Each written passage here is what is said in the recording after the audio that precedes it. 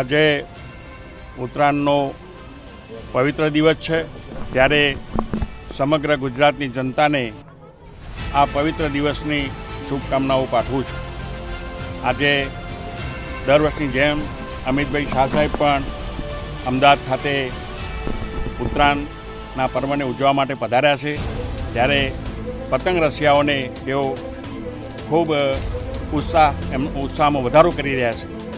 સાથે સાથે આ વખતે 2024ની અંદર નજીકમાં ચૂંટણી આવી રહી છે, ત્યારે મોદી સાહેબનો પતંગ તો ચગતો જ રહ્યો છે, પણ આ વખતે કોઈ નવી જ ઊંચાઈ ઉપર આ પતંગ ચગવાનો છે અને 400+ વધારે સીટો મેળવીને હેટ્રિક સર્જીને ત્રીજી વખત વડાપ્રધાન તરીકે નરેન્દ્રભાઈ મોદી સાહેબ બેસવાના છે એવો મારો પાકો વિશ્વાસ છે.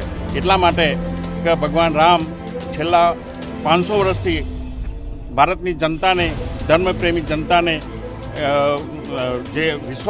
જે અપેક્ષા હતી કે ભગવાન રામનું મંદિર ક્યારે બનશે એનો કોઈ નિકાલ નહોતો આવતો, પણ મોદી સાહેબ વડાપ્રધાન બન્યા પછી આ પ્રશ્ન ઉકેલાયો અને આજે અયોધ્યાની અંદર એ મંદિર તૈયાર થઈ ગયું છે.